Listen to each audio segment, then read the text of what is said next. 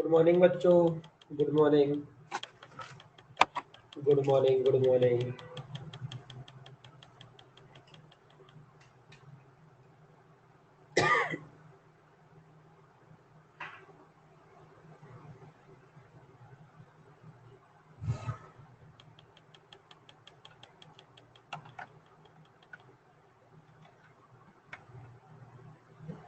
Good morning.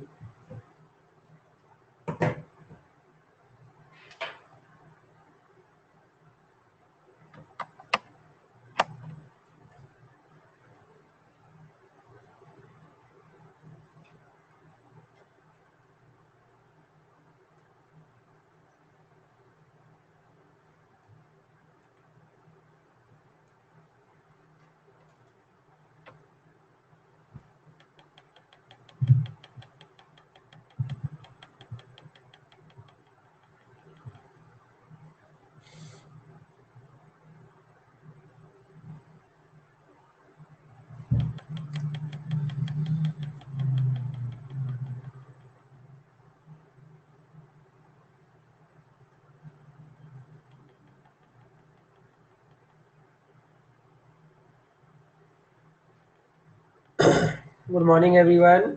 चलिए start करते हैं, बस 2 मिनट। 2 मिनट में we will start. 2 minutes, then we will start.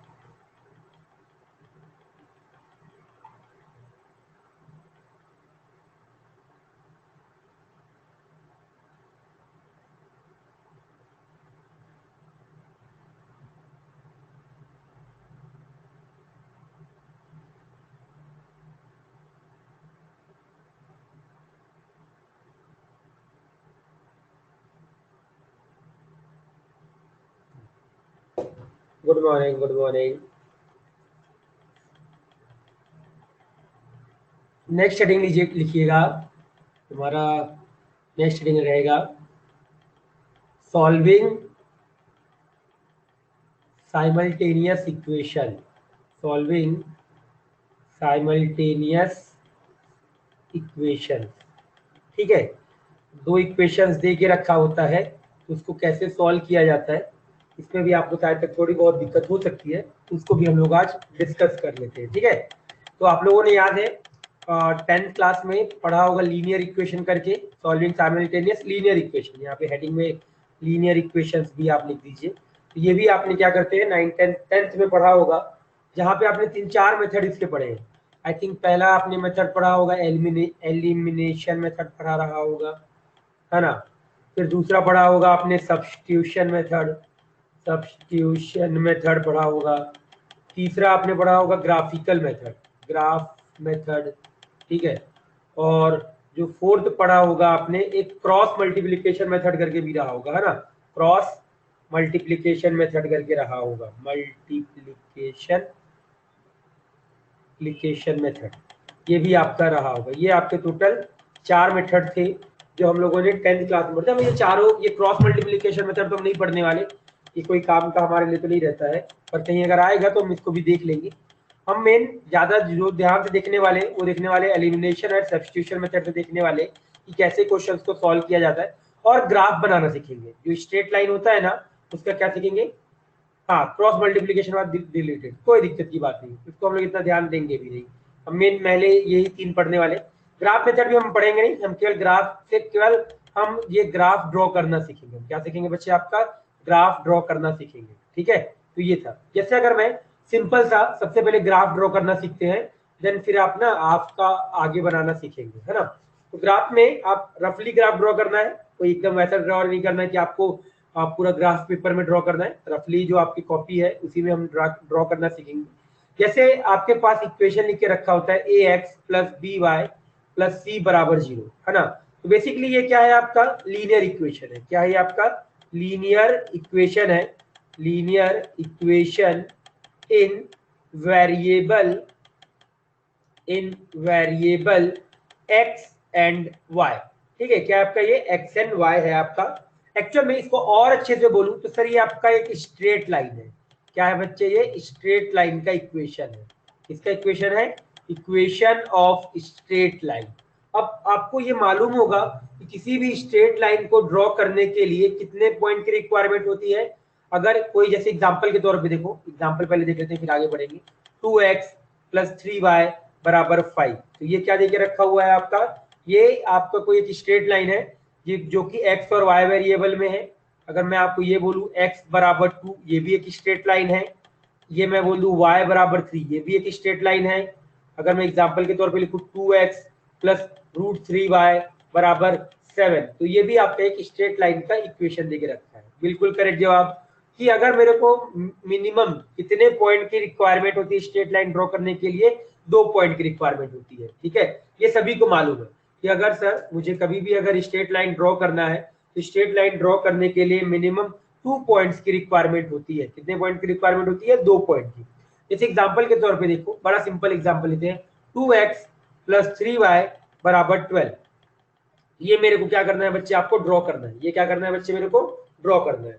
तो अगर बच्चे मेरे को इसको ड्रॉ करना है ना, तो क्या करेंगे, अब कैसे ड्रॉ किया जाएगा। तो देखो, आपने तो एक तरीका सीखा होगा, मैं वो तरीके से नहीं बताऊंगा आपको, वो तरीका सभी बच्चे को आता है। ठीक है, दूसरे तरीके से मैं आपको इसको बताने वाला हूँ, है ना। बच्चे अगर आप यहाँ पे 2x प्लस 3y बराबर 12 है, तो आपका तरीका ये होगा कि सर x की वैल्यू को 0 ले लेते हैं तो y की वैल्यू आ जाएगा, और y की वैल्यू 0 ले लोगे तो x की वैल्यू आ जाएगा। तो आपको सर 2 पॉइंट मिल जाएगा, और 2 पॉइंट से आप क्या ड्रॉ कर सकते हो बच्चे, स्ट्रेट लाइन ड्रॉ कर सकते हो। मैंने ऐसे नहीं किया, मैंने क्या किया, इसको ना 12 से डिवाइड कर दिया। तो 2x divide by 12 plus 3y divide by 12 बराबर 1, x divide by 4 plus x divide by 6 and y divide by 4 बराबर 1। ये बेसिकली मैंने इस फॉर्म में कन्वर्ट कर लिया। x के साथ आपका 1 लिखा रहेगा, y के साथ आपका 1 लिखा रहेगा, राइट साइड में 1 लिखा रहेगा। x के डिनोमिनेटर में कुछ आएगा और y के डिनोमिनेटर में कुछ आएगा। अब x के डिनोमिनेटर में ये क्या रिप्रेजेंट करता है, x एक्सिस में ये कहां पे कट कर रहा है, क्या रिप्रेजेंट करता है ये सर आपका, कि सर ये x एक्सिस में कहां पे कट कर रहा है। तो अगर ये पॉजिटिव है तो ये पॉजिटिव साइड 6,0 पे क्या करेगा, आपका कट करेगा। और ये y में पॉजिटिव, तो मतलब पॉजिटिव साइड y में कट करेगा इस तरीके से। आपको मालूम है x एक्सिस की जो इक्वेशन होती है वहां पे आपका y कोऑर्डिनेट 0 होता है, और y एक्सिस की जो इक्वेशन होती है वहां पे x कोऑर्डिनेट आपका 0 होता है। अब आप इसको क्या कर सकते हो, ऐसे करके ज्वाइन कर सकते हो इन दोनों को।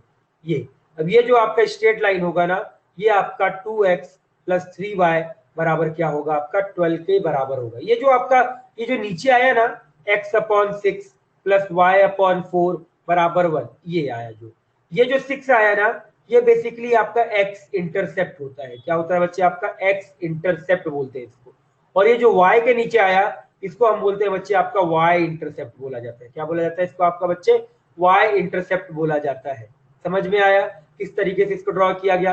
जो ये वाला x इंटरसेप्ट होता क्या है बच्चे, ओरिजिन से ये वाला डिस्टेंस, ओरिजिन से जहां पे भी स्ट्रेट लाइन x एक्सिस को कट करेगा, वो पार्ट जो होता है वो होता है आपका बच्चे x इंटरसेप्ट होता है। और y इंटरसेप्ट क्या होता है बच्चे, जहां पे भी स्ट्रेट लाइन कट करेगा, और कहां से डिस्टेंस लेते हैं हम उसको, ओरिजिन से। तो ये क्या आ जाएगा बच्चे, आपका y इंटरसेप्ट आ जाएगा। क्या आ जाएगा बच्चे, आपका ये y इंटरसेप्ट आ जाएगा। क्या ये समझ में आया, x इंटरसेप्ट और y इंटरसेप्ट समझ में आया, क्या होता है x इंटरसेप्ट और y इंटरसेप्ट, सभी को क्लियर है। और ये ग्राफ समझ में आया किस तरीके से सर मैंने ग्राफ ड्रॉ किया आपका। जैसे अगर मैं आपका बच्चे एक ग्राफ और ड्रॉ करता हूँ, ठीक है। अगला ग्राफ देखिएगा, 4x माइनस का 3y बराबर में मान लो मैंने ले लिया आपका 7 ले लिया, और इज इक्वल टू क्या ले लिया बच्चे आपका, sorry is equal to 7, is equal to 0 नहीं आएगा, ये आ गया। अब जैसे ही बच्चे आपके पास ये आया, तो आपको बच्चे ये समझ में आएगा कि सर ये 4x माइनस 3y बराबर 7 है। तो मैं क्या करूंगा, सबसे पहले राइट साइड 1 बनाऊंगा। राइट साइड 1 बनाने के लिए 7 से पहले इसको डिवाइड मारा, तो 4x डिवाइड बाय 7 माइनस का 3y डिवाइड बाय 7 बराबर में कितना आ जाएगा, 1 आ जाएगा। तो यहां से क्या आ जाएगा सर, x बराबर 7/4 plus y divide by minus का 7/3 बराबर में क्या आ जाएगा, 1। क्या ये समझ में आया जो मैंने अभी लिखा, क्लियर है। x डिवाइडेड बाय ये जो 4 है ये नीचे आ जाएगा, ये जो y है ये यहाँ पे जो ये 7 लिखा है ये नीचे आ जाएगा, ये पूरा -3 इसको आप नीचे लेके आ जाओगे। तो अब देखो बच्चे x में पॉजिटिव की तरफ, तो 7/4 अप्रॉक्स देखो तो 2 से छोटा हो, जैसे ये अगर 1 है तो ये आपका 2 है, तो 7/4 कहीं यहाँ पे आएगा आपका। माइनस का 7/3 वो 2 से बड़ा होगा, ये -1 हो गया, ये माइनस का 2 हो गया, ये माइनस का 3 हो गया, ये कहीं यहाँ पे आएगा। अब मैंने क्या किया, इन दोनों को आपका ऐसे करके ज्वाइन कर दिया। ये अगर मैं इसको ज्वाइन करूं तो ये आपका जो पोर्शन होगा वो 4x माइनस 3y बराबर 7 का इक्वेशन, बेसिकली ये किसका बन गया, 4x माइनस 3y। यहाँ पे लिखा है ना, ये माइनस है, इस माइनस को यहाँ ले आओ, ये माइनस यहाँ पे प्लस हो जाएगा। अगर ये लिख के रखा है तो इसको क्या कर सकते हो, यहाँ पे ला सकते हो ना। ये जो माइनस लिख के रखा है इसमें अगर ऐसे लिखूं तो ये वाला माइनस यहाँ आ जाएगा, तो यहाँ पे क्या हो जाएगा, प्लस। प्लस माइनस क्या होता है, माइनस होता है, वही चीज लिखा है।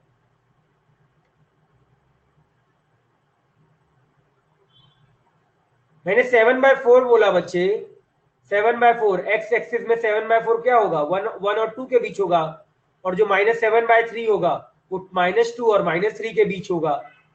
-7/3 होगा वो कहाँ होगा, -2 और -3 के बीच होगा। तो ये वाला जो कोऑर्डिनेट आएगा ये क्या होगा, 7/4, 0, और ये वाला कोऑर्डिनेट 0, -7/3 होगा। समझा, क्लियर। तो यहाँ पे अगर मैं आपसे एक्स इंटरसेप्ट पूछूं, एक्स इंटरसेप्ट पूछा जाए तो वो आपका क्या आ जाएगा, 7/4 आ जाएगा। और बच्चे जो वाई इंटरसेप्ट आएगा वो आपका बच्चे आ जाएगा माइनस का 7/3 आ जाएगा। दोबारा सुनिए, दोबारा मैंने क्या बोला कि सर मेरे पास 4x माइनस 3y बराबर 7 देके रखा है। मैंने क्या किया, राइट साइड 1 बनाने के लिए पूरे इक्वेशन को 7 से डिवाइड कर दिया, 7 से। जैसे आपने 7 से डिवाइड किया तो 4x/7 हो गया, -3y/7 हो गया, इक्वल टू 1 आ गया। अब मैंने क्या किया, यहाँ पे 4x/7 लिखा है तो मैं यहाँ पे x के सामने 1 बनाना है, तो मैंने इस 4 को नीचे ले आया तो क्या हो जाएगा, 7/4 हो जाएगा।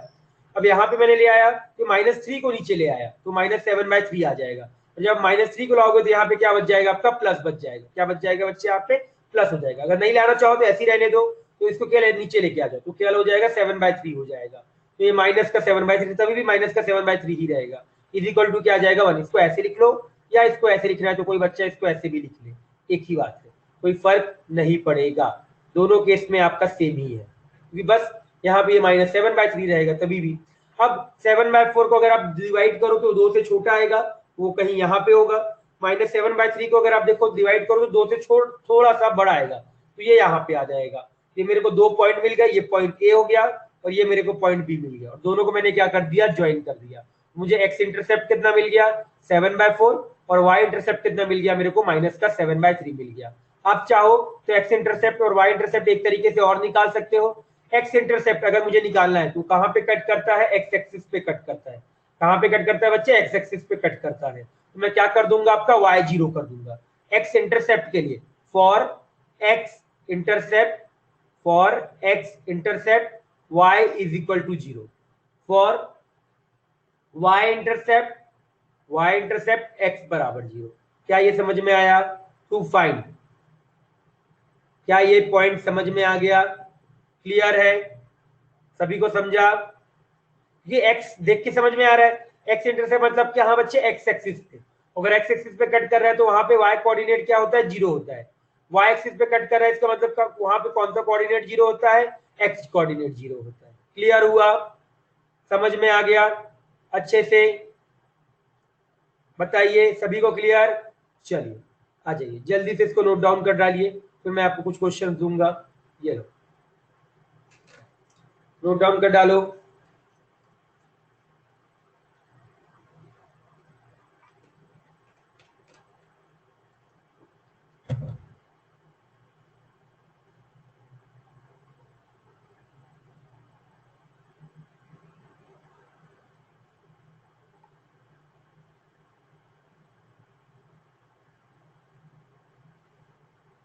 नोट डाउन हो जाए तो बता दीजिएगा।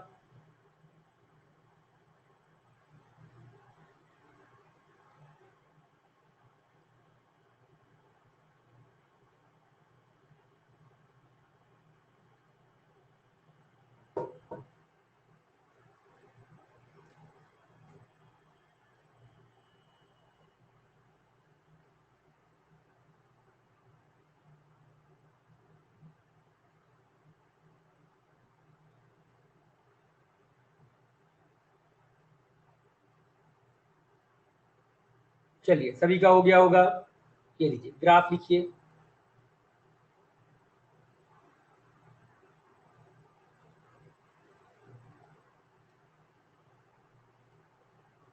to draw straight line we required minimum 2 points. ये लीजिए 1 minute 2 points. क्रॉस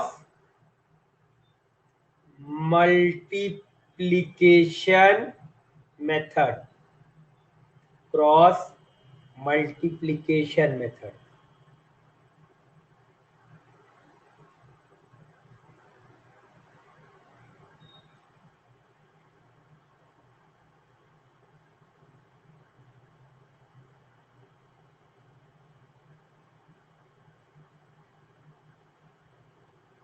चलो लिख डालो अगला पेज.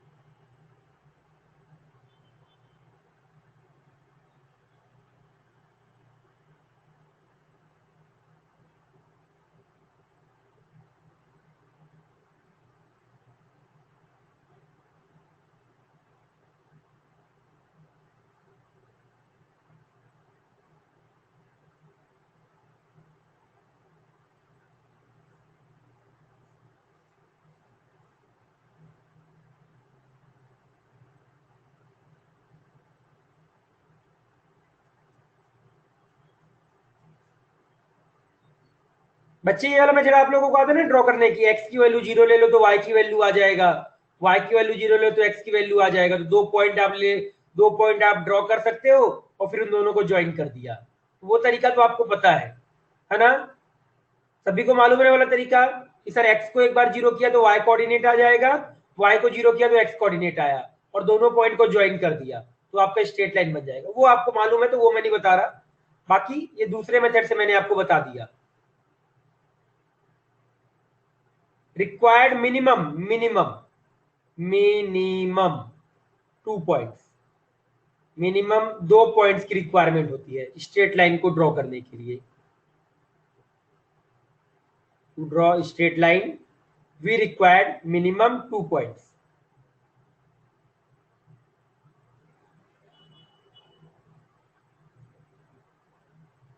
सभी ने लिख लिया? सभी का डन बच्चे लोग?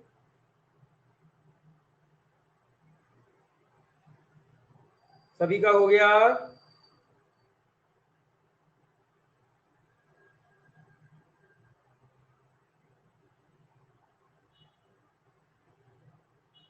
चलिए अगला पेज लिख डालिए. ये लीजिए अगला पेज.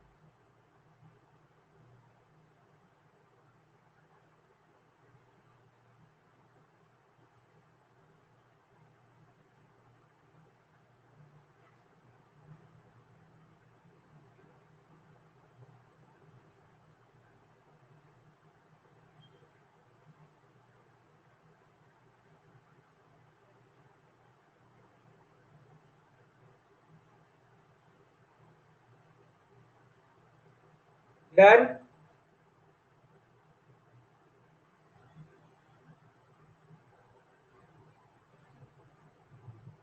नो, ठीक है, हाँ हाँ लिखिए, आराम से लिखिए।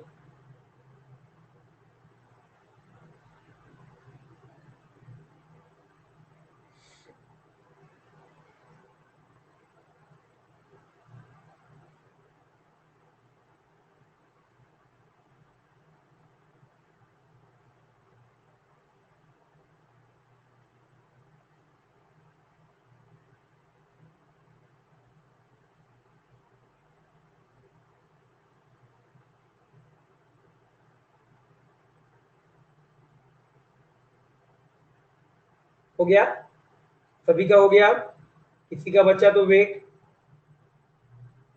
किसी का बच्चा तो वेट। डन, चलिए वेरी गुड। ये लीजिए अगला पेज लिख डालिए। नो नो, बिल्कुल नहीं बच्चे, बिल्कुल नहीं। ये तो केवल ऐसी अप्रोक्स, मैंने देखो यहाँ पे कोई मैंने मेजर लिया क्या? नहीं लिया, मैंने तो बस अप्रोक्स में ड्रॉ कर दिया। ग्राफ का रिप्रेजेंटेशन आना चाहिए बस, ये इंपॉर्टेंट होता है, एग्जैक्ट नहीं करना है। ये वाला दोबारा लिखते हैं, इसको मैं दोबारा लिखवा दूंगा। इसको यहाँ मत लिखना, इसको मत लिखना है। हम केवल नॉर्मली कर लेते हैं।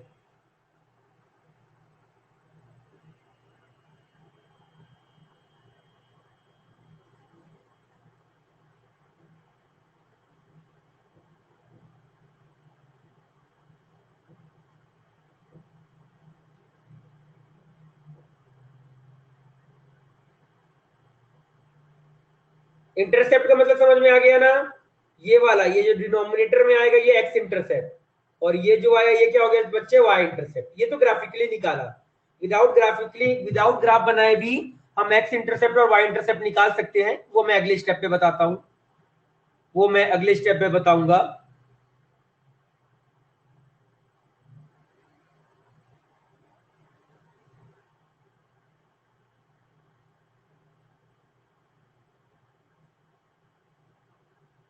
ड्रॉ कर लीजिए एक बार।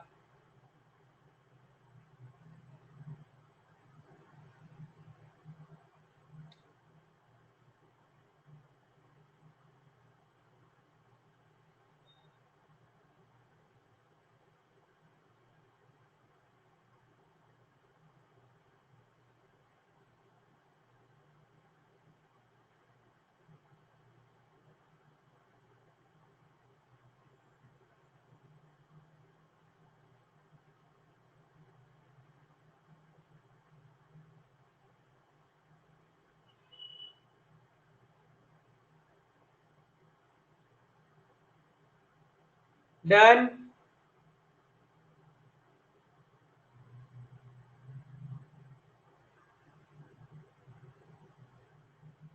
ठीक है ठीक है, बिल्कुल बिल्कुल वेट करेंगे, बिल्कुल।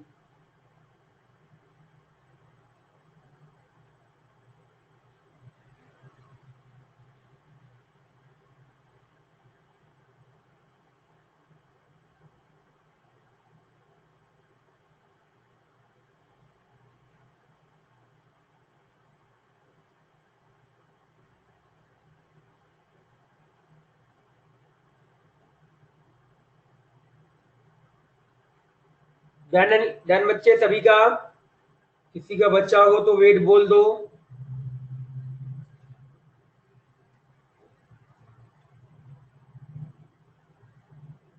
डन है ना? चलो,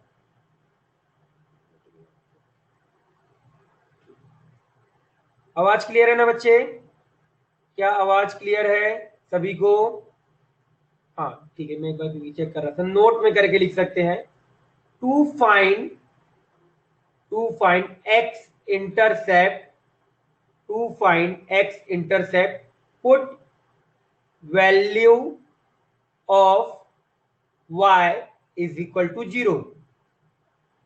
y intercept put value of x बराबर 0। जैसे एग्जांपल देखिए, मान लो मेरे पास लिखा है 4x प्लस 7y -3 बराबर 0, ये लिख के रखा हुआ है। मुझे अगर एक्स इंटरसेप्ट निकालना है, क्या निकालना है बच्चे, मुझे एक्स इंटरसेप्ट निकालना है, तो मैं वाई की वैल्यू क्या रख दूंगा, 0। तो मुझे यहां से एक्स इंटरसेप्ट आपका क्या मिल जाएगा बच्चे, 3/4 मिल जाएगा। और अगर मुझे y इंटरसेप्ट निकालना है तो मैं x बराबर 0 रख दूंगा, तो x को 0 रख दीजिए, तो मुझे y इंटरसेप्ट जो मिल जाएगा वो मिल जाएगा 3/7। समझ गए, x इंटरसेप्ट और y इंटरसेप्ट समझ में आ गया, क्लियर, सिंपल सा था, क्लियर है। अब मैंने ऐसा क्यों किया, इसका आपको रीजन मालूम है, x इंटरसेप्ट x एक्सिस पे आता है और x एक्सिस पे y कोऑर्डिनेट क्या होता है, 0। y इंटरसेप्ट आपका निकालने के लिए y एक्सिस चाहिए, तो y एक्सिस पे क्या 0 होता है, x 0 होता है, तो मैंने वो वाली वैल्यू आपकी रख दी। लिख लीजिए इस वाली चीज को, फिर मैं आपको ग्राफ देता हूं, तो आप ग्राफ ड्रॉ करिएगा, फिर डिस्कस करेंगे ग्राफ को। जल्दी से एक बार लिखिए।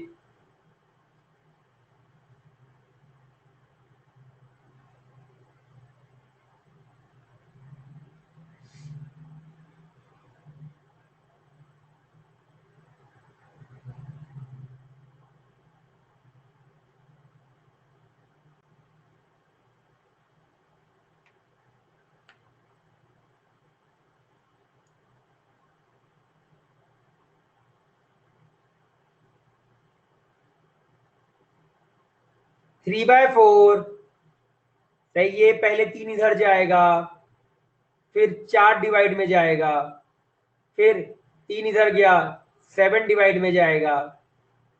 उल्टा थोड़ी करेगी, उल्टा थोड़ी करेगी बच्चे, समझ गई। 0 डालना, एक बार y को 0 डाल, तो 4x बराबर 3, तो x बराबर क्या आ जाएगा, 3/4 आ जाएगा। और अगर तूने एक बार यहाँ y 0 डाला, एक बार x 0 डाल दे, ये 7y -3 बराबर 0, तो y कितना आ गया, 3/7 आ जाएगा। समझ गए,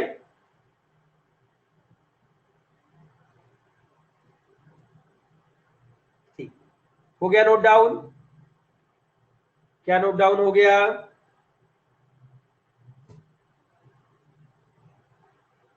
सभी का, किसी का बचा तो वेट, सभी का हो गया मेरे हिसाब से। चलो ड्रॉ फॉलोइंग, 4-5 दे रहा हूं मैं आपको, इन 4-5 को आप ड्रॉ करिए। Draw following, first 3x -7y + 6 बराबर 0। सेकेंड आप लिख लीजिए 5x + 10y -15 बराबर 0। थर्ड 2x + 3y + 6 बराबर 0। फोर्थ माइनस का 3x + 7y बराबर में 10। फिफ्थ √3x √2y बराबर 6। और एक और ड्रॉ कर लीजिए, माइनस का 3x माइनस का 7y + 6 बराबर 0। लो है, ये 6 के 6 एक बार आप ड्रॉ करिए, कोई गड़बड़ होगा तो मैं फिर आपको बताऊंगा। जल्दी से एक बार ड्रॉ करो इसको।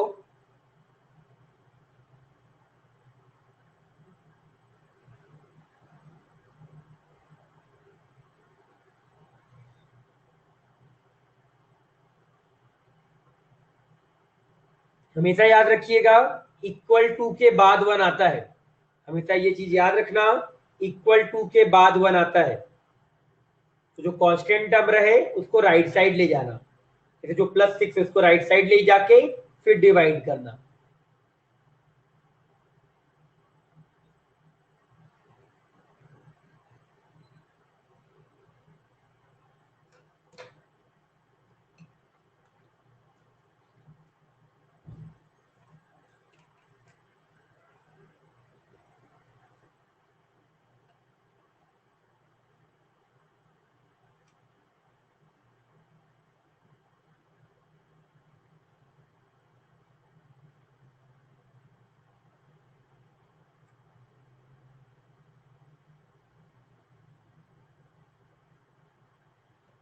करिए एक बार ड्रॉ।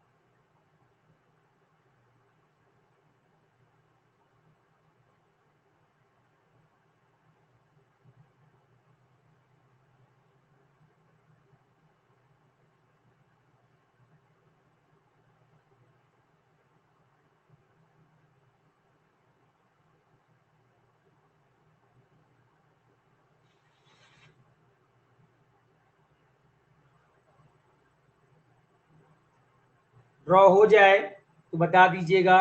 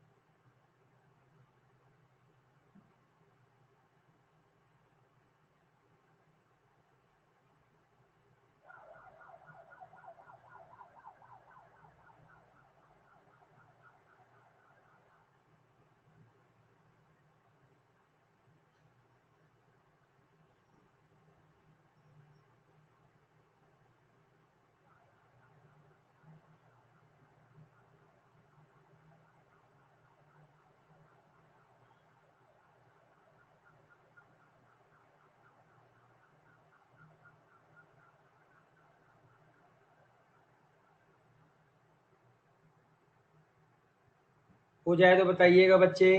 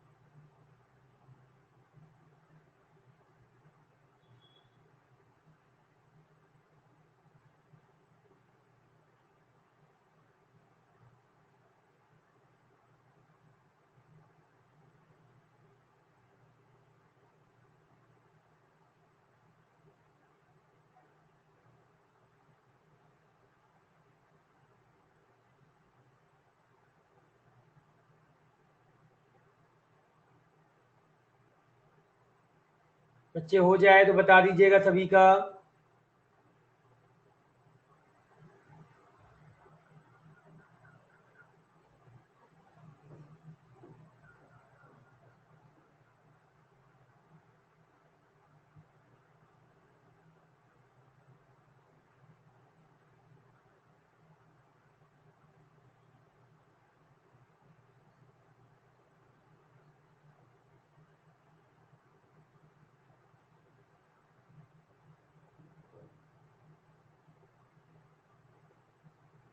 डन बच्चे।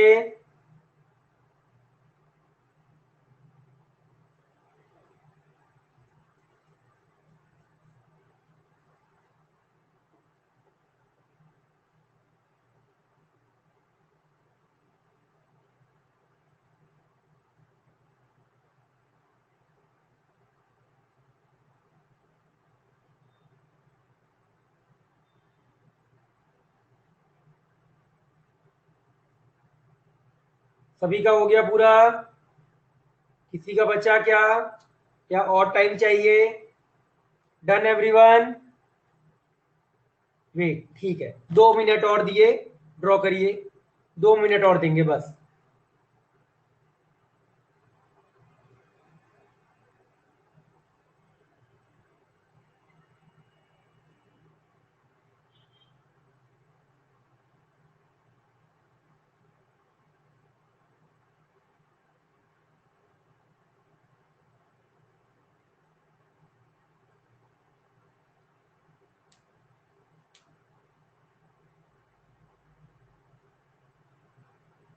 डन, ओंकार का भी हो गया।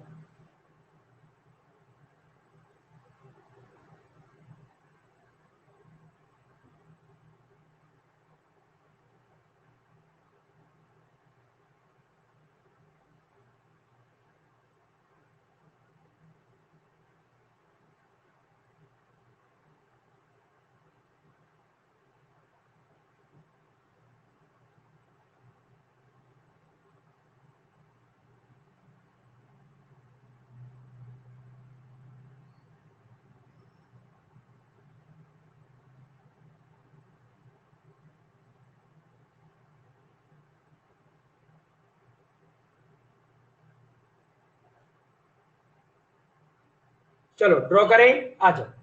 पहला वाला, सबसे पहले 3x माइनस का 7y प्लस 6 बराबर 0। तो आप 6 को सबसे पहले राइट साइड ले गए, तो 3x माइनस 7y बराबर -6 और -6 से डिवाइड कर दिया, तो 3x डिवाइड बाय -6 माइनस का 7y डिवाइड बाय माइनस का 6 बराबर में 1। यही है आपके पास? एक बार चेक कर लेने दीजिए मुझे। हाँ यही। अब देखो यहाँ से x के नीचे -2 आ जाएगा, ये माइनस माइनस आपका प्लस हो जाएगा, तो y के नीचे 6/7 आ जाएगा और इज इक्वल टू क्या आ गया? 1। ये ग्राफ आ गया। अब ये आप ड्रॉ करने गए तो x में आपका निगेटिव, तो -1 -2, और y में आपका पॉजिटिव, तो y में पॉजिटिव में भी 6/7 1 से छोटा होगा, तो कहीं यहाँ पे आएगा। क्या बच्चे आपका जो ग्राफ बना है वो कुछ ऐसा बना है? ये आपका इसका आंसर आ जाएगा 3x माइनस 7y प्लस 6 बराबर 0 का। क्या सभी का यही बना है? और ये जो कोऑर्डिनेट होगा वो -2, 0, और जो ये कोऑर्डिनेट होगा 0, 6/7 होगा। क्या सभी का यही बना है? यस या नो? पक्का सभी का यही बना था? 6/7 क्या होगा? डिवाइड करो ना, 1 से छोटा होगा, मुझे इतना मालूम है, मैं उसको 6/7 ही लिखूंगा। मैं उसको डिवाइड नहीं करूंगा। मैं इतना जरूर मालूम है कि सर अगर ये 1 है और ये अगर आपका 2 है, तो मुझे इतना जरूर मालूम है कि सर ये 1 से छोटा होगा, तो मैंने 1 से छोटी सी वैल्यू, 1 से नीचे आ गया बस केवल। क्लियर? समझ गए? एग्जैक्ट वैल्यू लिखने की जरूरत थोड़ी है वहां पे, हमको हमको मालूम है कि यहाँ पे भाई। चलिए दूसरा देख लेते हैं एक बार। सेकंड है आपका, सेकंड है 5x प्लस 5। हाँ 1 से छोटा ना? 1, अरे 6/7 को डिवाइड नहीं कर पाओगे। 6/7 को डिवाइड करो तो देख के समझ में आ रहा है 1 से छोटा होगा। 6/7 क्या होगा? 1 से छोटा होगा, 1 से बड़ा थोड़ी होगा। 1 से बड़ा कौन होगा? 8/7 होगा। डिवाइड करके देखो ना, देख के समझ में आ रहा है ना। ऊपर 7 होता तो 1 होता, अब 7 से छोटा है, 2 ये वैल्यू क्या आएगा, 1 से छोटा आएगा। समझ गए? क्लियर? चलो दूसरा देखो, दूसरा आपके पास लिख के रखा हुआ है, दूसरा जो आपका लिखा है 5x plus 10y minus 15, 5x plus 10y minus का 15 बराबर 0। तो 15 को राइट साइड ले गए तो 5x प्लस 10y बराबर में 15, 15 से डिवाइड किया तो 5x divide by 15, 10y divide by 15 बराबर 1। कट पिट करोगे तो यहाँ x के नीचे 3 आ जाएगा और y के नीचे यहाँ पे आ जाएगा 3/2, क्योंकि भाई कट किया तो ऊपर 2 आया, नीचे 3 आया, 2 को नीचे लाए तो 3/2 बराबर में कितना आ गया, 1 आ गया। अब x कोऑर्डिनेट आ जाओ, x में आपका 3 तो 1 2 3, ये 1 2 3, ये 3 कॉमा 0 आ गया। और यहाँ 1 2 3/2 1.5 होता है तो एग्जैक्ट सेंटर में आ जाएगा, कहाँ के, 1 और 2 के बीच में। मैंने इसको और इस वाले को क्या कर दिया, आपका ड्रॉ कर दिया। ये किसका ग्राफ बन गया, 5x प्लस 10y प्लस 15 बराबर 0 का ग्राफ है। क्लियर? यही आया था क्या बच्चों, यही ग्राफ आया था? पक्का सभी का यही आया था? चलिए तीसरा देख लेते हैं। थर्ड क्या देके रखा है आपका, थर्ड है रूट के अंदर, थर्ड नहीं, थर्ड ऊपर लिखा था मैंने। थर्ड है 2x प्लस 3y प्लस 6 बराबर 0। थर्ड है आपका, थर्ड है 2x प्लस 3y प्लस 6 बराबर 0, ये आपका देके रखा है। ठीक है भाई, 6 को राइट साइड ले गए तो 2x प्लस 3y माइनस का 6 1 से डिवाइड किया तो 2x divide by minus 6 plus 3y divide by minus 6 बराबर में 1।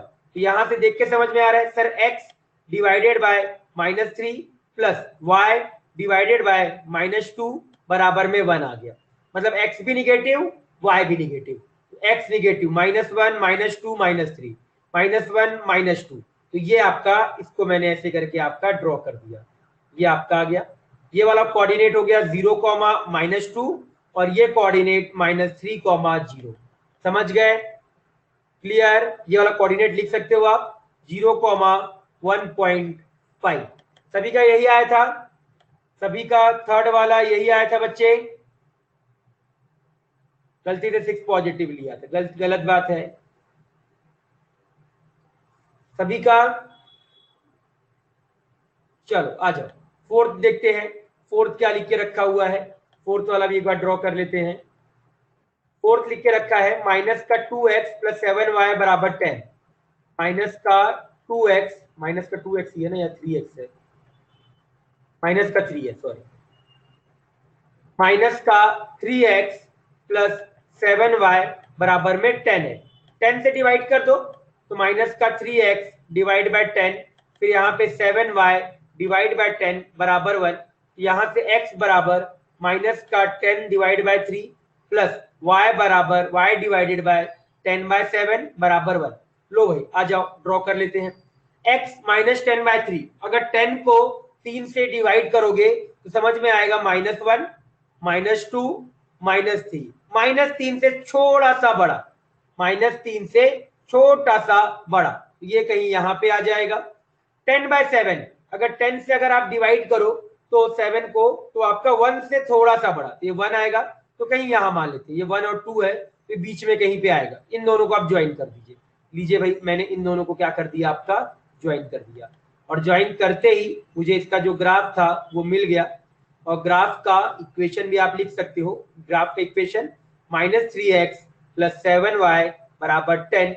ये जो कोऑर्डिनेट होगा y में 0, 10/7 और x में जो कोऑर्डिनेट होगा वो होगा आपका 0, -10/3, 0। क्लियर? सभी का यही आया था, सभी का यही आया था, यही आया था बच्चे, बाकी लोग? चलो यही आया था। फिफ्थ देख लेते हैं। फिफ्थ लिखा है √3x प्लस √3y, इसको यही ड्रॉ कर देते हैं। √3x plus √3y equal to 6। तो √3x divide by 6 plus √2y divide by 6 बराबर 1। अब देखो, आप 6 को क्या लिख सकते हो बच्चे, 6 को अगर आप ध्यान से देखो तो 6 कैन बी रिटन एज, 6 को आप लिख सकते हो 3 × 2, 6 को क्या लिख सकते 3 × 2, एक रूट थ्री और एक रूट थ्री क्या हो जाएगा, कट जाएगा, तो x डिवाइड बाय 2√3 बचेगा, और यहाँ क्या बचेगा, y डिवाइडेड बाय क्या 2 और 2 कट जाएगा, तो 3√2 बचेगा, इज इक्वल टू कितना आ गया, 1 आ गया, क्योंकि 6 को अगेन आप 2 इंटू 3 इंटू 2 लिखा, √2 और एक 2 को अगेन √2 इंटू √2 अगेन कैंसिल, जैसे इसको क्या लिखा 3 इंटू 2 लिखा, 2 को क्या लिखा √2 इंटू √2 लिखा, एक √2 और एक √2 कैंसिल, तो आपके पास क्या बचेगा 3 इंटू √2 बचा, वैसे इसको 3 को क्या लिखा √3 इंटू √3 लिखा, अगेन एक √3 और √3 कैंसिल, तो 2√3 बचा। अब अप्रॉक्स वैल्यू देखनी है, एग्जैक्ट वैल्यू तो मैंने पहले ही बोला कि एग्जैक्ट वैल्यू तो देखना नहीं है, तो 2√3 अप्रॉक्स कितना होता है बच्चे 1.73, तो 1.73 इंटू 2 अगर आप मल्टीप्लाई करो, तो 1.73 इंटू मल्टीप्लाई किया तो 3.5 से ज्यादा आएगा और 4 से कम आएगा, तो 1 2 3 4 कहीं यहाँ पे अप्रॉक्स होगा, चलेगा, कोई दिक्कत की बात नहीं, कोई दिक्कत की बात नहीं, आपका भी ग्राफ ऐसे ही आया होगा, कोई दिक्कत की बात नहीं, ग्राफ वही आएगा, y में आ जाओ 1 2 3 3√2, तो 3 इंटू 1.44, तो 3 इंटू 1.44 आपका अप्रोक्स आ जाएगा 1.44, तो 4 से वो भी छोटा ही आएगा, 4 से बड़ा आएगा, 3 इंटू 1.44 कर दो, वो आपका क्या आएगा 4 से बड़ा आएगा, वो अप्रोक्स कहीं यहाँ पे होगा, तो ये ग्राफ अगर आप ड्रॉ करो तो ये कुछ आपका ऐसा बन जाएगा, क्लियर, ये जो पॉइंट होगा आपका ये वाला पॉइंट 2√3, 0 आ जाएगा, और ये वाला पॉइंट आपका आ जाएगा 3√2 0, 3√2 आ जाएगा, समझ में आ गया, क्लियर है, सभी को क्लियर, हाँ या ना, पक्का, समझ गए, चलो ये वाला देख लो, -6 को उधर ले जाओ, और एक काम करो, या तो माइनस से मल्टीप्लाई कर दो, माइनस से मल्टीप्लाई किया तो प्लस हो गया, ये प्लस हो गया, ये माइनस हो गया, उधर जाएगा, तो 3x minus 3x plus 7y बराबर 6 बचा, ये हमारा इक्वेशन है, ये बच्चे को अब मालूम है कि सर x में आपका 2 आएगा और y में सर 1 से छोटा आएगा, तो ये कहीं पे आ गया, ये इसका आंसर आ गया, तो ये वाला हो गया आपका 2,0 और ये हो गया बच्चे आपका 0,6/7, क्लियर, समझ में आ गया सारे, क्या सभी को सारा क्वेश्चन सारा ग्राफ क्लियर है, किसी का सारा करेक्ट है, 6 के 6 किसी का करेक्ट है बच्चे, 6 का 6 करेक्ट है सभी का, किसी का, चलो वेरी गुड, बहुत अच्छी बात बच्चे, वेरी गुड, बहुत अच्छी बात, चलो जल्दी से ड्रॉ कर लो, जल्दी से, फिफ्थ को क्या बोला मैंने, फिफ्थ वाले में आपको 6 से डिवाइड ले आओ, डिवाइड लाया तो नीचे 2√3 आ गया और ये 3√2 आया, 2 इंटू √3 मल्टीप्लाई करो, तो √3 अप्रॉक्स 1.73 होता है, अगर आप इसको मल्टीप्लाई करोगे तो ये 6 आ जाएगा, ये 4 आ जाएगा, और ये आ जाएगा आपका 3.46 आ जाएगा, तो 3.46 4 से छोटा होता है, 3 से बड़ा होता है, तो कहीं पे बीच पे आ गया, 3√2, तो 3√2 कितना होगा 3 इंटू 1.44, मल्टीप्लाई कर लो, तो मल्टीप्लाई किया तो ये आ गया 2 आ गया, ये आपका आ जाएगा आपका 3 आ गया, और ये आपका आ गया 4.322 आ गया, ये 4 से बड़ा होगा और 5 से छोटा होगा, तो 1 2 3 4, तो 4 से बड़ा 5 से कहीं पे छोटा आ जाएगा, समझ गए, क्लियर बच्चे, समझा, समझ में आ गया, चलो समझ गए, जल्दी से इसको लिख डालो एक बार, जल्दी से इसको एक बार लिख डालिए, ग्राफ ड्रॉ कर लीजिए, फिर आगे बढ़ेंगे,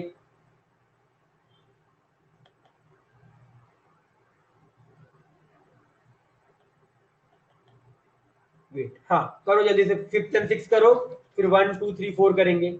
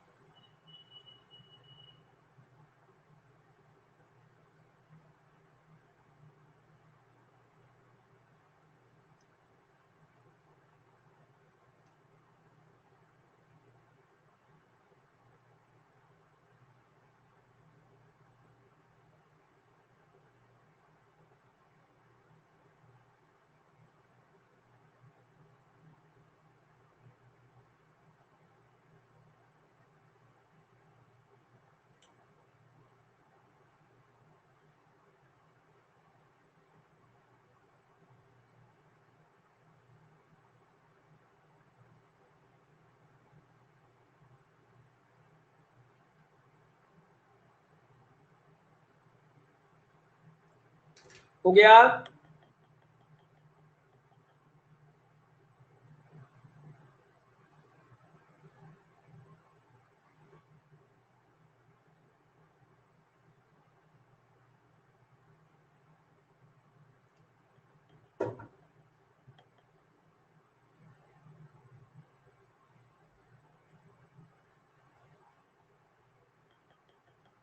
सभी का ये वाला पेज हो गया बच्चे?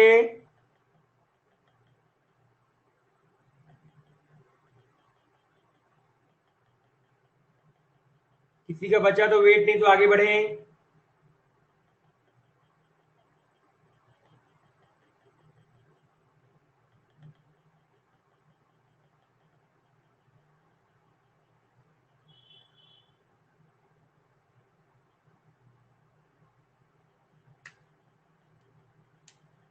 Monday Monday Monday Monday Monday बच्चे, मंडे से स्टार्ट करेंगे। ये आपका अच्छे से पूरा कंप्लीट हो गया ना? ये आपको थोड़ा बहुत जो डाउट वगैरह रहा होगा, काफी डाउट्स थे आप लोग,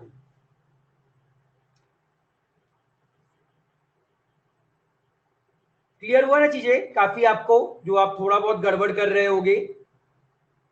7/6 नहीं होगा बच्चे, 6/7 होगा ये वाला।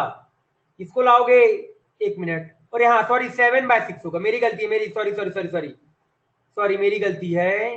हाँ सॉरी, ठीक है ठीक है ठीक है, सही बोला मैंने, 6/7 ही होगा बच्चे, 6/1 से छोटा बच्चे, 6/7 1 से छोटा होगा, 6/7 1 से छोटा होगा, 1 से छोटा। डिवाइड करके देखो ना, 1 से छोटा होगा, 6/7 देख के समझ में आ रहा है? समझ गए बच्चे? क्लियर? ठीक, ये भी जल्दी से पहला ड्रॉ कर लो।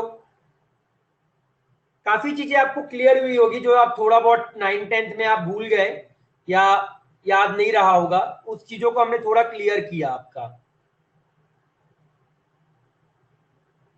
कि सर एलसीएम एचसीएफ कैसे लेते हैं? फर्स्ट चैप्टर बच्चे आपका होता है sets and inequality, sets and inequality पहला चैप्टर होगा, sets and inequality, sets and inequality, ये आपका पहला चैप्टर होता है। ये पूरा चैप्टर का भी 10-15 दिन चलता है, 10 to 15 डेज। वहां पे हम प्रैक्टिस करेंगे, क्वेश्चन सॉल्व करेंगे, सब कुछ करेंगे वहां पे, जिसको बेसिक मैथमेटिक्स भी बोला जाता है। चैप्टर का नाम बेसिक मैथमेटिक्स होता है बच्चे। इसमें सीबीएसई का ऐसा कुछ होता नहीं है, मतलब आप सीबीएसई की बुक खोल के देखोगे ना, तो सीबीएसई की बुक में बच्चे ये वाला चैप्टर आपको छठा या पांचवा या छठा चैप्टर देके रखा रहेगा। तो सीबीएसई का कोई ऐसा फिक्स पैटर्न फॉलो नहीं किया जाता, जो पैटर्न होता है ये अलग ही पैटर्न चलता है आपका बच्चे। बेस आपका वही रहता है कि सीबीएसई आपका बेस रहेगा, बट ऐसा फिक्स रूल फॉलो नहीं करते हम, बुक में कुछ है ही नहीं। सीबीएसई का अगर मैं बुक खोल लूंगा ना बच्चे, तो सीबीएसई का बुक आपका एक दिन में खत्म हो जाएगा। तो सीबीएसई के बुक में देके रखा है मैक्स टू मैक्स, अगर मैं लेना भी चाहूंगा ना तो 2 लेक्चर में वो खत्म हो जाता है, 11th वाला चैप्टर। नहीं नहीं, मत यूज नहीं करना है बच्चे, एनसीईआरटी बुक खरीदना मत, मत खरीदना, नहीं खरीदना है, बुकलेट ही रहना है। आपके पास बुकलेट मिल गई होगी ना मैथ की, वही सॉल्व करना है, वो बुकलेट सॉल्व करना है, और आपको मैं कुछ और मटेरियल दूंगा जो मैं खुद दूंगा, वो सॉल्व करना है। नो सर, वैष्णवी आप बायो लिए हो कि मैथ लिए हो, डिपेंड करे। वो जो बच्चे आए हैं एकेडमी आए हो ना, एकेडमी आए होगे, बोथ लिया है बच्चे, एक ही का मिलेगा मटेरियल, जो मिलेगा आपको वो एक का मिलेगा, क्योंकि आप दोनों सब्जेक्ट नहीं को पढ़ पाओगे आगे। जैसे आप आगे जाओगे ना, तो बच्चे आप एक डिसाइड कर लो कि आपको नहीं मिला है, ठीक है कोई दिक्कत नहीं है, मैं आपको पीडीएफ भेज दूंगा, कोई टेंशन नहीं है, मैं आपको पूरा पीडीएफ भेज दूंगा उस बुक का। अरे मैं पीडीएफ भेज दूंगा, मैं पीडीएफ भेज दूंगा, टेंशन मत लो, किसी को दिक्कत की बात नहीं है, पीडीएफ मिल जाएगा आपको उसका पूरा, टैब आपको अभी मोबाइल पे मैं भेज दूंगा, कोई टेंशन की बात नहीं है, ठीक है? वैष्णवी आपको एक डिसाइड करना पड़ेगा बच्चे, क्योंकि दोनों तो नहीं हो पाएगा आपसे, मतलब किसी से नहीं हो पाता बच्चे 11th-12th में, मतलब बोर्ड लेवल तक, मतलब अगर आप स्कूल में कर रहे हो ना, तो स्कूल लेवल तक आप दोनों सब्जेक्ट कर सकते हो, पर कंपटीशन लेवल में आते ही ना आपको एक सब्जेक्ट डिसाइड करना पड़ता है, मैथ या बायो, क्योंकि आपकी क्लासेस भी शायद तक साथ और साथ में चलेगी, एक तरफ मैथ चलेगा एक तरफ बायो चलेगा, तो ऐसे आप दोनों क्लासेस नहीं कर पाओगे मंडे से। अब डिसाइड कर लीजिए आराम से, कोई टेंशन नहीं है, अभी आपके पास टाइम है 2 दिन का, देन उसके हिसाब से आपको करना पड़ेगा। बोथ वाला केस तो पॉसिबल कम है, क्योंकि आपके पास टाइम नहीं बचेगा, अभी आपको लग रहा है कि सर आपके पास टाइम बच रहा है, आगे आपके पास ना टाइम नहीं बचेगा बच्चे, क्योंकि बायो का भी पोर्शन बहुत होता है, मैथ का पोर्शन तो होता ही होता है बहुत। प्रैक्टिस मैंने बताया ना कि एनसीईआरटी 2 दिन में खत्म हो जाएगा आपका, एनसीईआरटी 2 दिन में खत्म हो जाएगा। हम फिर आगे आपका what about board exam 12th में होगा, वो तो 11th का छोड़ दो, 11th का रहने दो, 12th में होगा डायरेक्ट। 11th का थोड़ा बहुत एग्जाम होता है, वो भी आपको बता दिया जाएगा सिलेबस वगैरह कि सर सिलेबस क्या है, ये पूरी चीजें आपको बता दी जाएगी, टेंशन ना लो। मेन 12th का बोर्ड होगा, एचएससी बोर्ड होता है आपका, वो आराम से 12th में देंगे, तो उसकी कोई टेंशन मत लो, बोर्ड की टेंशन मत लो। अभी आपको बोर्ड की कोई टेंशन नहीं लेनी, केवल आप इसमें पढ़ाई कंसल्ट, अगर आप बोर्ड कर लिए ना, अगर आप ये पढ़ लिए तो बोर्ड तो आप एकदम क्या बोले इसको, आपको आप रसमलाई खा रहे हो और आप जा रहे हो कि भाई मेरे को हलवा खाना है, सीरा खाना है, पाइनएप्पल सीरा खाना है, तो वो रसमलाई और पाइनएप्पल सीरा, तो बोर्ड आपका क्या हो गया, पाइनएप्पल सीरा हो गया। और आपका ये जो ये हो गया, ये क्या हो गया, रसमलाई, तो आप रसमलाई खा रहे हो, पाइनएप्पल सीरा की टेंशन क्या लेने की जरूरत, समझ गए। तो अगर आप ये अच्छे से कर डालोगे तो बोर्ड तो इजीली हो जाता है, बोर्ड की कोई टेंशन नहीं होती है, टेंशन की बात नहीं है बोर्ड का। लिख के रख लो, कोई दिक्कत की बात नहीं है, आपने ये सब तो लिख के रखा ही होगा ना, नोट्स लिख के रखे रहो, अगला चैप्टर चालू कर देना, लिख देना 11th का चैप्टर, बस कोई दिक्कत की बात नहीं रहेगी। मैथ में लिख के रखना, कभी कभी रिवाइज करोगे, जब नोट्स रिवाइज करोगे तो ये चीजें रिवाइज होती रहेगी, इस तरह एलसीएम कैसे लिया था, ग्राफ कैसे ड्रॉ किया था, एचसीएफ कैसे लिया था, क्वाड्रेटिक इक्वेशन कैसे सॉल्व किया था, ये सारी चीजें आपकी रिवाइज होती रहेगी, उसकी टेंशन नहीं है आपको बिल्कुल भी, समझा। रेफरेंस बुक कोई सी नहीं है, रेफरेंस बुक अभी कोई नहीं है, जब लेने को बोला जाएगा तब आप ले लीजिएगा, रेफरेंस बुक कोई नहीं। हाँ सेपरेट मैथ केमिस्ट्री फिजिक्स के लिए तो सेपरेट बुक लगेगा, मैथ की अलग, केमिस्ट्री के अलग, फिजिक्स के लिए अलग, सभी के लिए अलग सेपरेट सेपरेट बुक लगा कॉपी लगना पड़ेगा, एक कॉपी अलग मैथ की, फिजिक्स की अलग और केमिस्ट्री की अलग कॉपी, तीनों की अलग अलग कॉपी, आपको इजी रहेगा पढ़ाई करने में बाद में, दैट्स वाई अलग बनाने को तो सेम कॉपी में भी बना लो, पर वो बहुत नहीं नहीं, एक ही में रखो, कोई जरूरत नहीं है अलग से कॉपी, इसी के आगे कंटिन्यू कर देना, मंडे से जब चालू करेंगे ना, जहां पे आपका ये खत्म हुआ अगले पेज से आप अगला कॉपी अगला चैप्टर चालू कर देना, कोई अलग कॉपी लेने की जरूरत नहीं है, उसी कॉपी में आप आगे कंटिन्यू कर देना, ठीक है। चलो जल्दी, और किसी को कोई डाउट हो तो अब दूसरा ग्राफ ड्रॉ करते करते पूछ लो, किसी को कोई भी जनरल डाउट हो पूछ सकता है।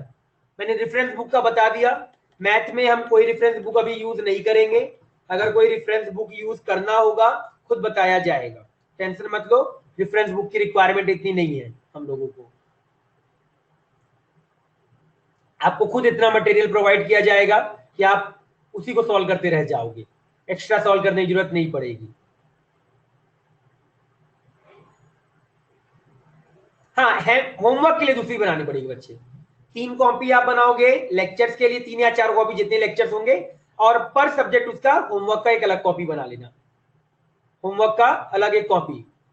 नहीं एग्जाम होता है बच्चे 11th का, एग्जाम होता है 11th का, अगर ऐसा सिचुएशन रहा तो नहीं होता है, पर नॉर्मली आपका 11th का एग्जाम होता है, ज्यादा टफ एग्जाम नहीं, सिंपल सा एग्जाम होता है, आपको चैप्टर्स बता दिया जाएगा, ये चैप्टर्स रहेगा, कोई चैप्टर से आता है, 11th का पास होना है, कोई 11th का ना एग्जाम का कोई मतलब नहीं रहता, मैं आपको पहले बता दे रहा हूँ, 11th के एग्जाम का कोई मतलब नहीं है, क्योंकि वो पता भी नहीं रहता, उसका रिजल्ट आपको याद भी नहीं रहेगा सर आपका रिजल्ट कहाँ है, मेन 12th का रहता है, 10th और 12th का, बाकी बोर्ड के एग्जाम तो ऐसे ही रहते हैं, 9th 10th 8 9 10 8 9 तो ऐसी होता है, 11th ऐसी होता है, मेन 12th रहता है आपका।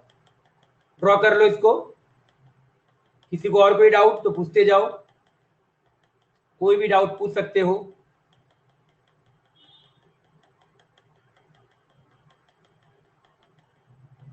किसी को कोई भी जनरल डाउट हो पूछ सकता है वो,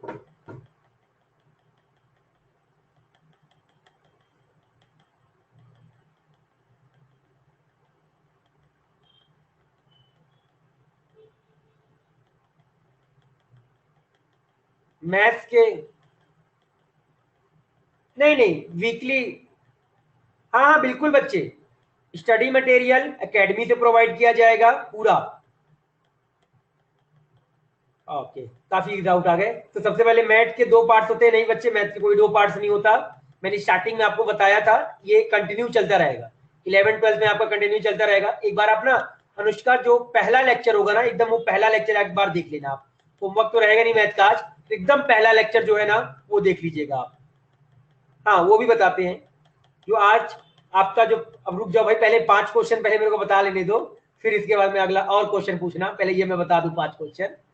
मैथ का पहला लेक्चर देख लेना, उसमें मैंने पूरा बताया आपको कि सर क्या सिलेबस होता है, क्या क्या प्लान होता है, किस तरीके से क्या करना है, सब IIT जेईई क्या होता है, आपका मींस क्या होता है, सीटी क्या होता है, सबके बारे में मैंने पहला, किसने नहीं देखा है तो एकदम पहला लेक्चर आप देख लीजिए, उसमें आपको मैंने सब कुछ बताया हुआ है। वीकली टेस्ट बच्चे नहीं होता, 15 दिन में टेस्ट होता है, 15 डे या 21 डे डिपेंड करेगा।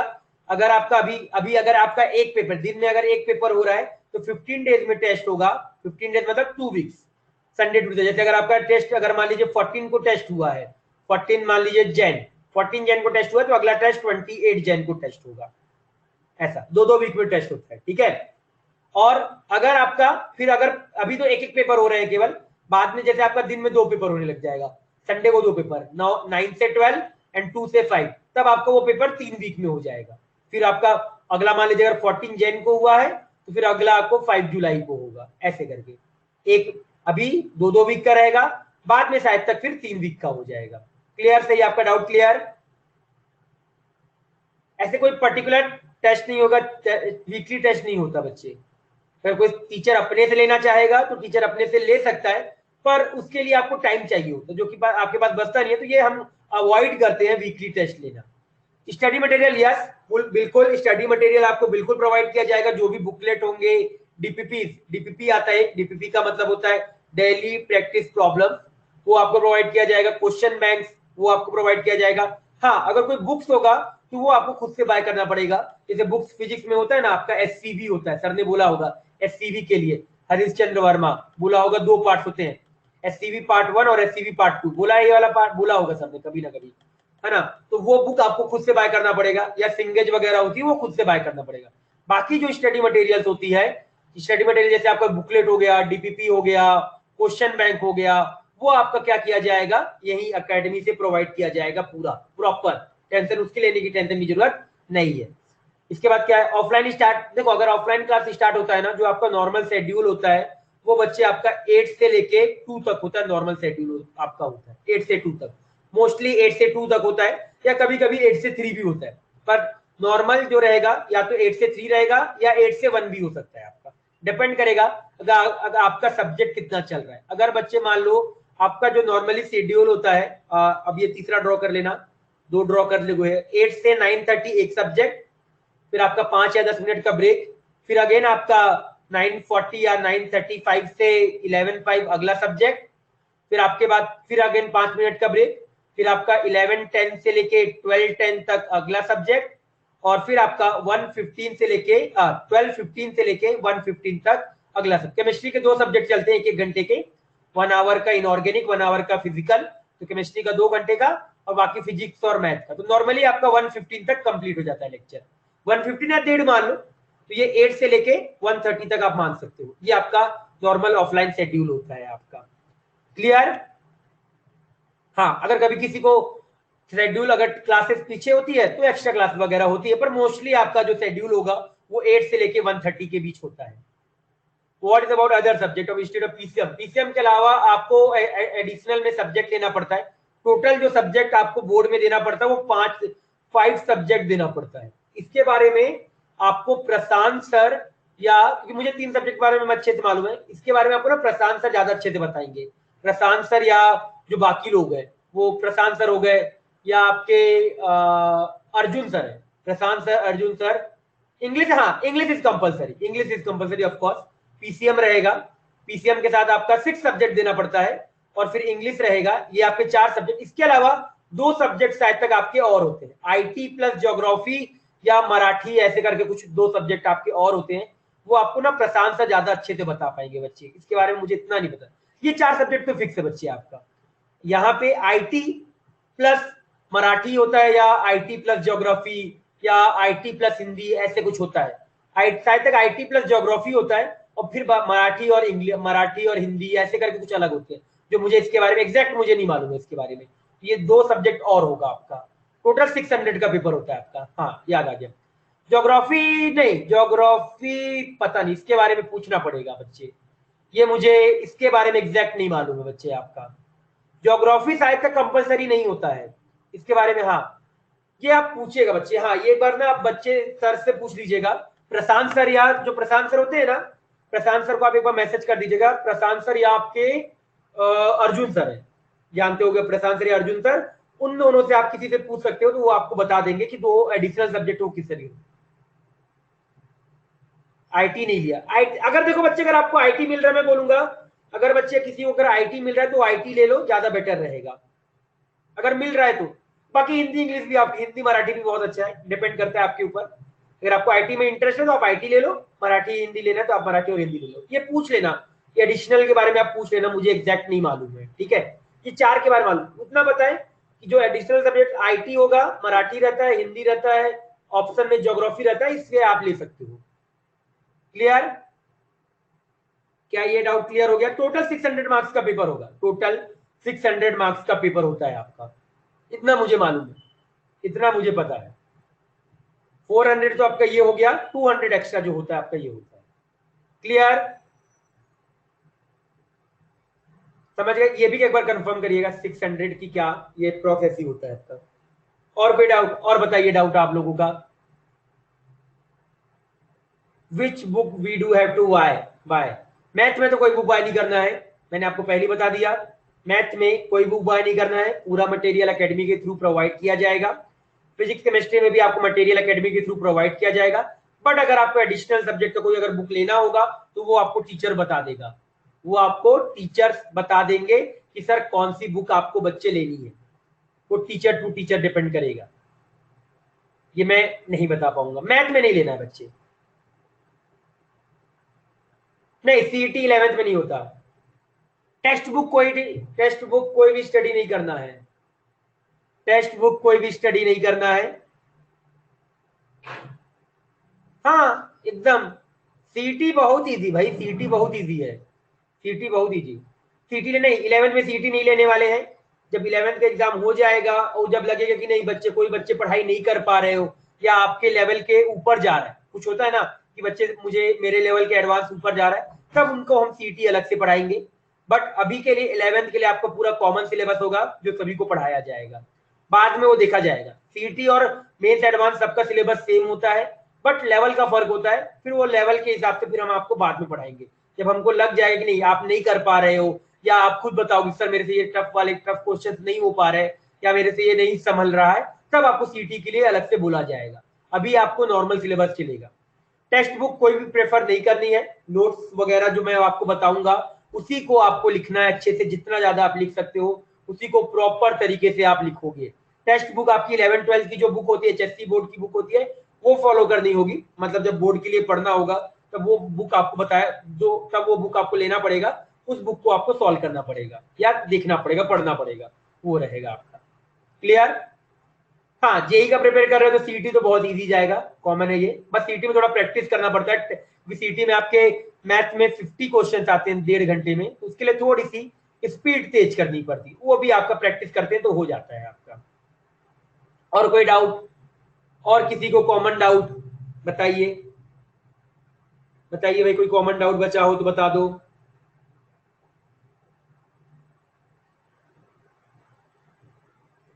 किसी को भी कोई भी डाउट? ऐसा कुछ नहीं है बच्चे, ये आपके ऊपर है, जो पेन यूज करना है वो पेन यूज करो।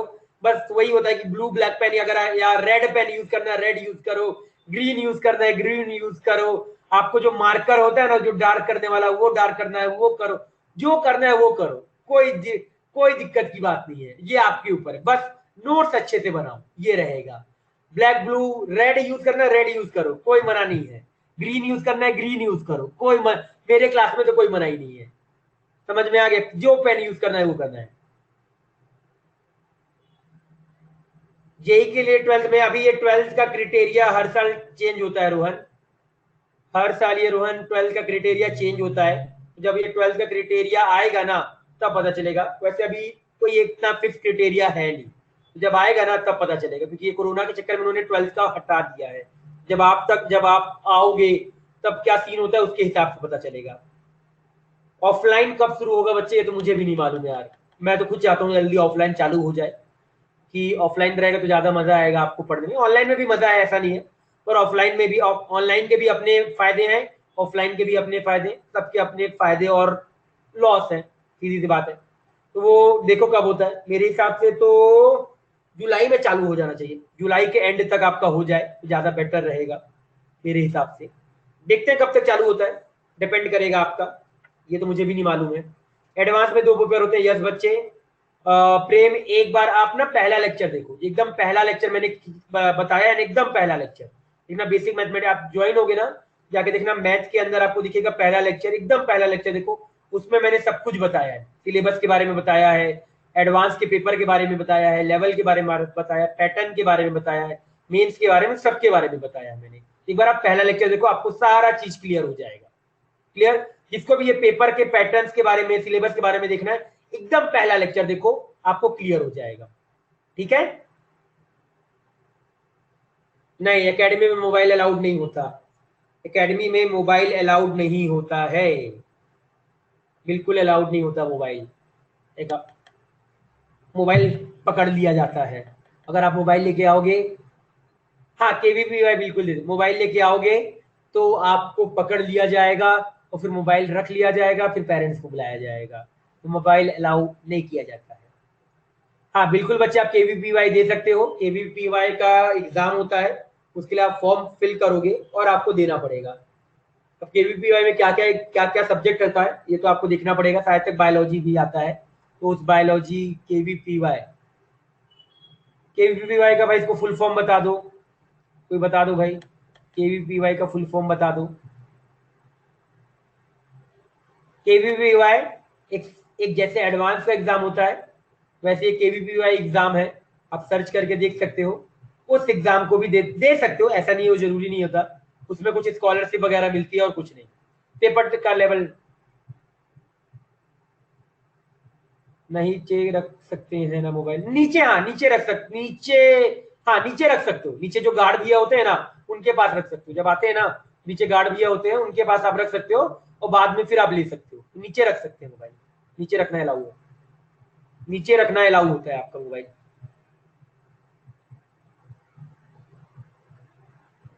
और कोई डाउट, किसी को भी डाउट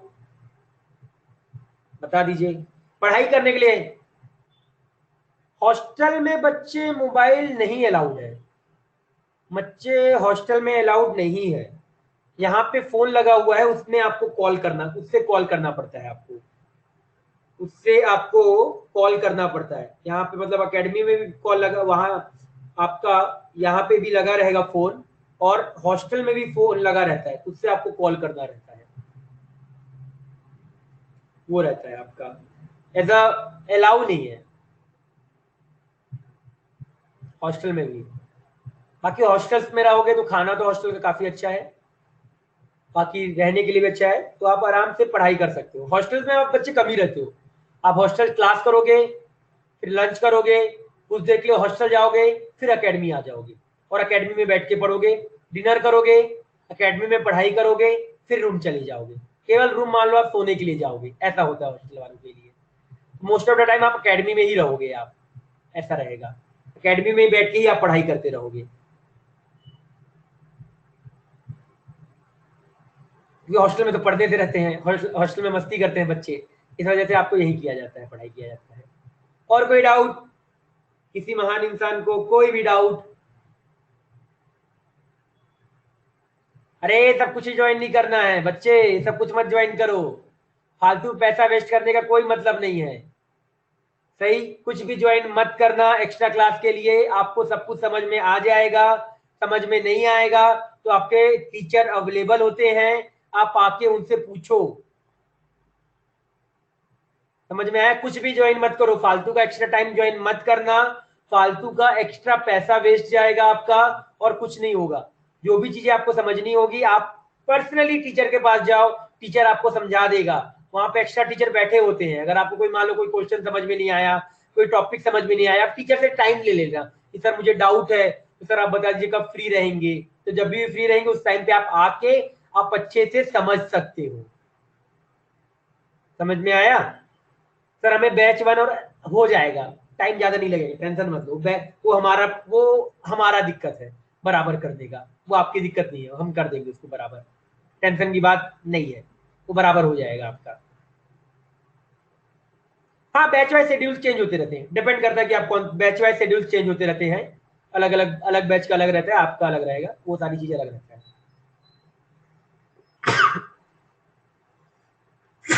हाँ, अलग अलग रहता है, अलग अलग क्लासेस, जैसे डिपेंड करता है ना, क्योंकि एक समय केमिस्ट्री की क्लास अलग चलेगी, फिजिक्स की क्लास अलग चलेगी, तो अलग अलग टीचर का अलग अलग टाइम पे रहता है।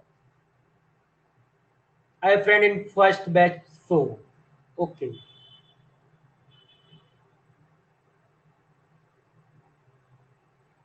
फर्स्ट बैच में तो होंगे ही बच्चे फ्रेंड, ऐसा कोई वो नहीं है, सारे बैच में रहते हैं,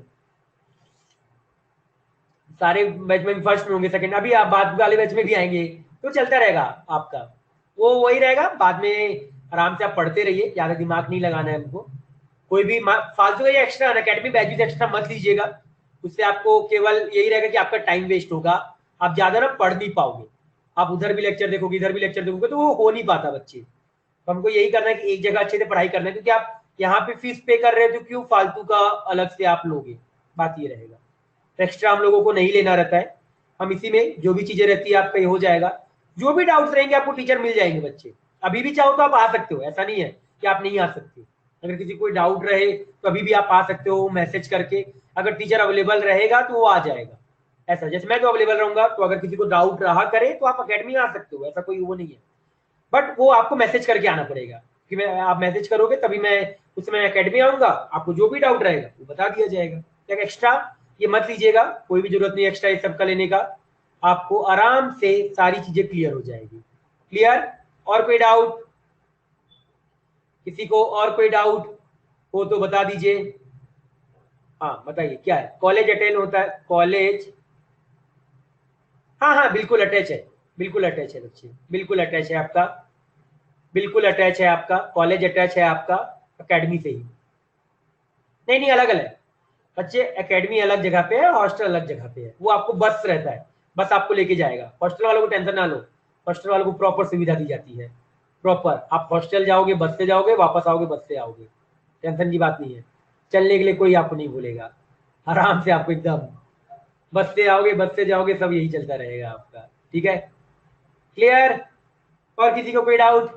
सारे डाउट लगता है मैंने अच्छे से क्लियर कर दिए सभी का, कोई हो तो पूछ सकता है, कोई डाउट किसी को, कोई डाउट किसी को हो तो पूछ सकता है, अभी भी आपके पास टाइम है 10 मिनट, कल हम वो सीख लेंगे, आपका एक लेक्चर बचा है, उस लेक्चर में हम आपका कौन सा क्वेश्चन सीख लेंगे, सॉल्व करने वाला।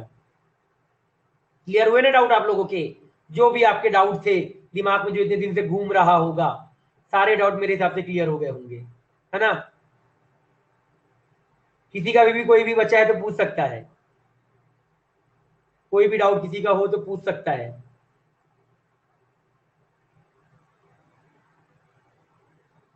किसी का डाउट? ये तो फिर मैं लेक्चर को एंड करूंगा और आप जा सकते हो, कल थोड़ा सा बचा हुआ है पार्ट, उस पार्ट को कंप्लीट कर लेंगे, तो आपका जो भी, और अगर किसी और कोई chapter, no sir all doubt clear, अगर किसी को कोई और चैप्टर 9th-10th का अगर समझना हो तो मुझे मैसेज कर देना, मैं वो भी कल चैप्टर ले लूंगा, 9th-10th का अगर कोई चैप्टर समझना होगा। देखो यार, ये तो आपके ऊपर डिपेंड करेगा, एकेडमी 1:30 बजे तक खत्म हो जाती है, 1:30 तक अगर एकेडमी आपकी खत्म हो जा रही है, इसके बाद आप पढ़ते रहो, सेल्फ स्टडी आपको जितना करना है आप उतना करो, दोपहर के 2 बजे से लेकर रात के 12 बजे तक पढ़ते रहो, 2 बजे रात तक पढ़ते रहो, ये आपके ऊपर रहेगा कि आप, आपके पास कितनी कैपेबिलिटी है, ये आपके ऊपर डिपेंड करेगा कि आप कितना पढ़ना चाहते हो, ये आपके ऊपर डिपेंड करेगा, ये आपके ऊपर कैपेबिलिटी है। एकेडमी 8 से लेके 2 तक मान के चलो, बाकी आपके ऊपर कैपेबिलिटी है कि आप कितना पढ़ना चाहते हो, वो आप पढ़ते जाओ पढ़ते जाओ पढ़ते जाओ, वो आपको कोई मना नहीं करेगा। हाँ पढ़ना तो मिनिमम तो 6 आवर तो पढ़ना ही पड़ेगा, मिनिमम 6 से 7 आवर तो एक्स्ट्रा पढ़ना पड़ेगा क्लास के बाद, 6 आवर मिनिमम तो पढ़ना ही पड़ता है एक्स्ट्रा आपको, ये चीज फिक्स रहती है। क्लियर? सभी के डाउट क्लियर? किसी का डाउट बचा है? बचा है तो बता दो, नहीं तो डाउट सोच लेना, कल के लिए बचा के रख लेना, कोई डाउट बचा रहेगा तो कल पूछ डालना अच्छे से। कल जो भी डाउट बचा रहेगा कल पूछ डालना, कल भी बता देंगे आपको। ठीक है, चलो बाय बाय, कल मिलते हैं आप लोगों से। चलिए बाय बाय।